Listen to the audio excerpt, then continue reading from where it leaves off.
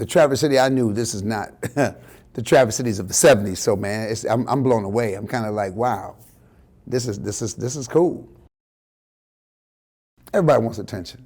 Even people say they want attention. Even when it's like somebody like Madonna says, I don't care what people think about me, that's always a lie. You do care. You do want somebody to come to your show. You want one fan sitting in the audience. We say that, I don't care. There's a little bit of truth to it. Like, I don't care what all the critics think. I don't care if you don't like me. But I do want people coming to my show. I do want to do something that makes you want to come see me. You know, I don't care if you don't like me. I don't care if this, but I do want to do something that makes you want to come see me. My inspiration came, I just, from the time I was 4 years old, 5 years old, I knew I was going to be famous. I told my mother when I was 4 years old, what are you going to do when people stop us? She said, what are you going to do when people stop us going down the street? I was driven because I didn't fit. I was driven because I was so normal that I hated being normal. I had to find some way to stand out. I had to find a way, like for all the stuff I went through in junior high and high school, I had to do something so they all would go, oh my God, I went to school with him. I said, yeah, the only way this works if I surpass all this other stuff, if I become great, then I'm like this, cool, yeah, you can say you went to school with me. Man, I came a roundabout way. I was, like I said, I was in music, I played in the band, played basketball. Remember, this is the 60s and 70s. Nobody knows how to get to Hollywood. We don't know, there's no HBO, there's no path, man. I thought somebody would see me sitting somewhere being funny and take me to Hollywood. I had no idea how to make this work. And then I ended up joining the military. I got dropped out of college, I went to the military, got kicked out of the military, but there was an Air Force talent show called Tops in Blue. I mean, this is big. They travel the world. They actually do halftime shows, the Super Bowl. They're the entertainment wing of the military. They wear jumpsuits with Dickies. I saw this show and I had an epiphany. I was in the movie theater where they had the show at. I was in Wichita, Kansas. And I said, oh, that's me. And I ran out of there. I mean, I was like, that's me. And my friends, well, you ain't that funny, man. I said, oh, you don't understand. I'm in this next year. And the next year I auditioned. It was talent show at your base level, then at your command level, then national level. I won all three, then I set a record at command level. It was to be. It was just one of those moments. It was to be. And when I got to the finals, this is how funny, how much I did not know how to do comedy. There was an MC category and a comedy category. I was the only person in the comedy category and I lost. I couldn't beat me because I did the worst Devo impersonation because I didn't know how to do stand-up. So in the MC category, I had all these jokes written down. There was a guy named John Salem, who's from Nashville, singer-songwriter, was doing the music for the show. He said, these are jokes? I said, yeah. He took them and he threw them away. He said, you already lost the comedy category. Do you want to lose the MC category? I said, what should I do? He says, all that junk you talk, all that craziness you talk, when you sit with us, please just do that.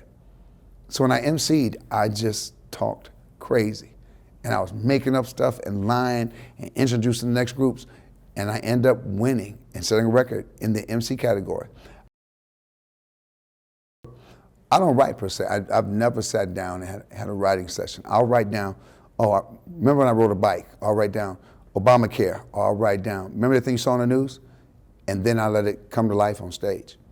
And I think sometimes I mess up because maybe because of my ADD, I get bored with something so much, I think there's jokes I could actually even develop more, but I kind of throw it away, I go get another joke.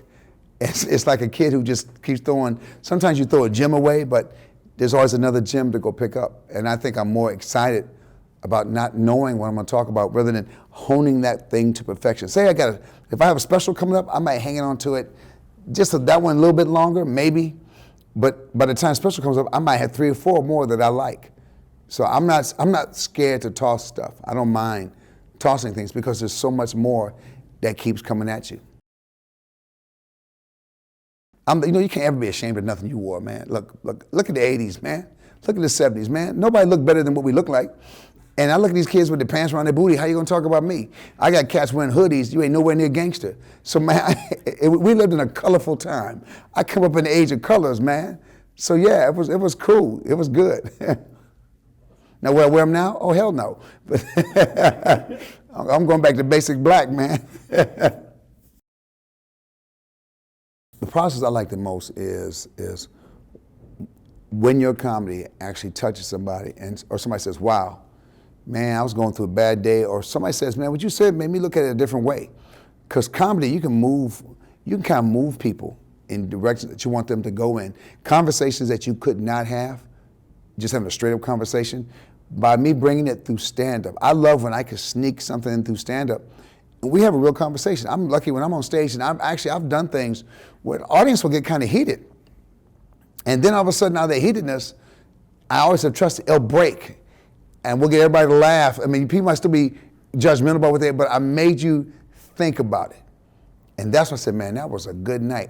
Something that could potentially have gone totally south. I got people to think about it. I made you look. That's the main thing. I made you look.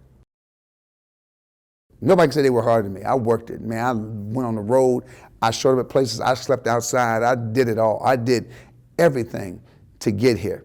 So yeah, man, when I say, do I feel I got here? Yeah, man, I made it. I made it work. And I'm not done. And that's the thing is you can't ever be done. I'm not done. I'm not done with making you, I'm gonna make you look.